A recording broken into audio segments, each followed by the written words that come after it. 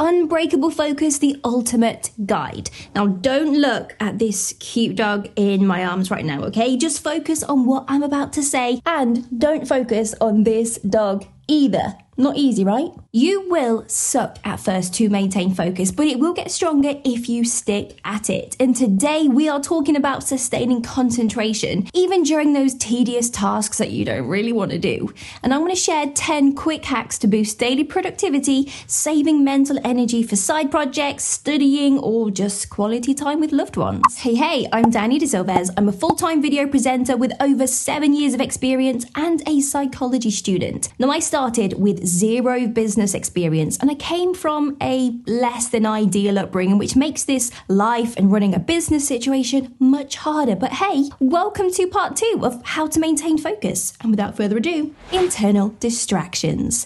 Distractions can be categorized into 2 types. We have internal and external. The internal distractions, those are rooted in emotions, and they hinder our productivity because, well, we could be tired. Maybe we are overthinking the argument we had with our partner last night. These internal distractions are the real reasons that we don't get things done on time, or just never get around to doing stuff like losing weight, getting out of debt, starting a business. Deep down, something holds us back. Our inner critic tells us we're just not good enough, or we feel so guilty for not actually starting out on that thing that we really should be doing that we just ignore doing it altogether to stop those icky feelings arising. Ultimately, it comes down to this, which kind of throws the whole video out of the window. There is no technique or fancy app that will help you to focus on your task if you don't believe that you can achieve it.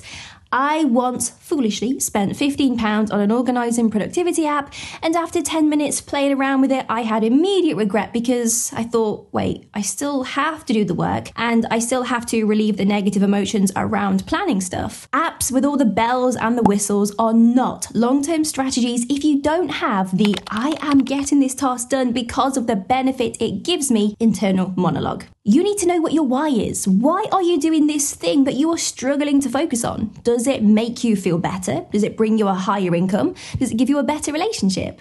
Having that burning desire to do your task works because the emotional pain of not actually achieving feels more painful than the feeling of, well, I just best just work some overtime right now to get this project finished. You have too many choices. Rome was not built in a day, and it takes more than one bite to eat an elephant, right? Whatever saying you want to use. Looking at a task of, let's say, write a 5,000 word essay and research 3 textbooks sounds very scary. It's a lot sweeter to actually hear, write the intro of your essay on Monday, and then plan the main book next Monday, and then finish your first draft on Wednesday. Limit the choices you have and break down those tasks into smaller chunks. Doing the right thing is boring. How do you think people get out of debt on minimum wage? Well, they eat rice and beans for months, they say no to restaurant dates, and they budget every single pound that they earn or dollar. And it's boring, believe me, I've been there. It's not sexy to put the graft in, but that is the cold, harsh reality. Getting ahead in life is sometimes really boring, and no one talks about it. Instead, people are there talking about their 6 a.m. showers, focusing on tasks that you don't really want to do is boring, okay? But sometimes it's just gotta be done. Yeah, tough love.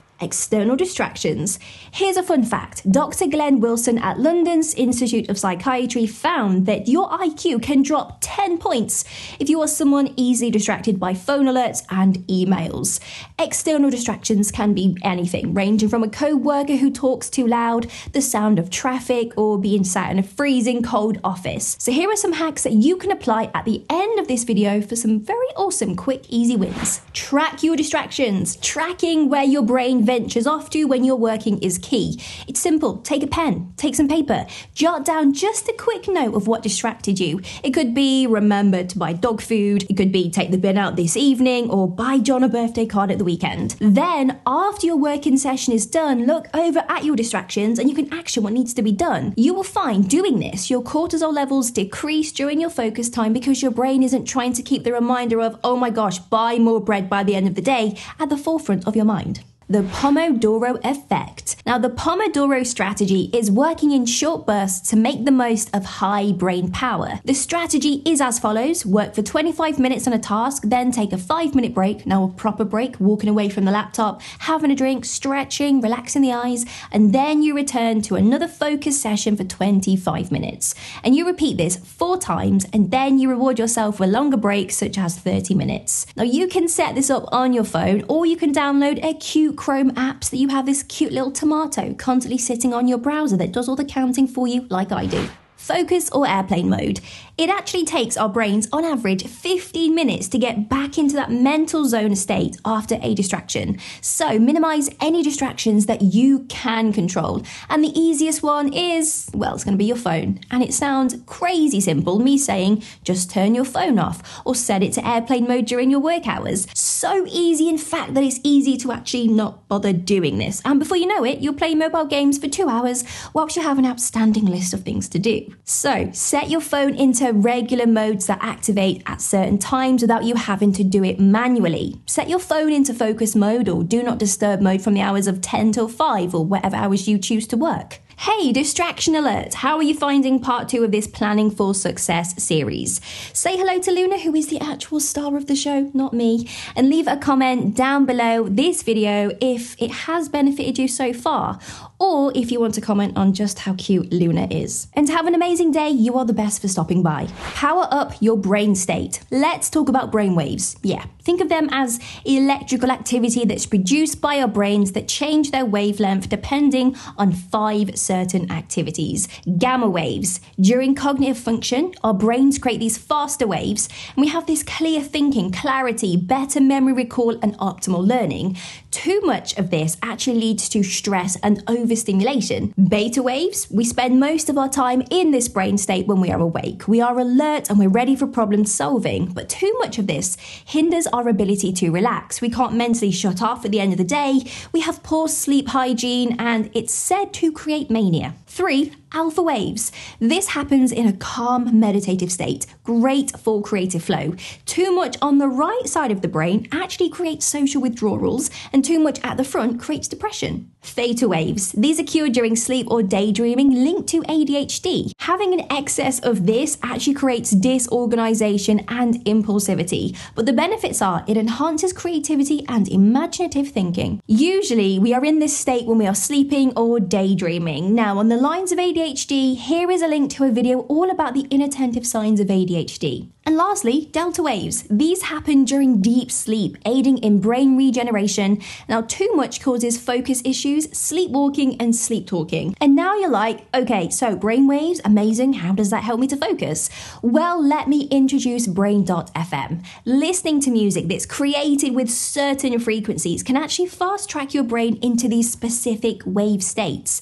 You simply pick the pre-selected category of brainwave outcomes, such as focus, relaxing, or sleeping. Now, at first, look, I was skeptical, but I promise you, it really is amazing, and it helps you to stay in the zone to get your work done much faster and a lot better, if that sounds grammatically correct. Now, I do have a link below where you can get Brain.fm for 30 days for free. Now, look, I don't make a penny from this recommendation. Honestly, I just love Brain.fm so much. Look at this. I actually use it because you can see my longest streak was 10 weeks of constant listening.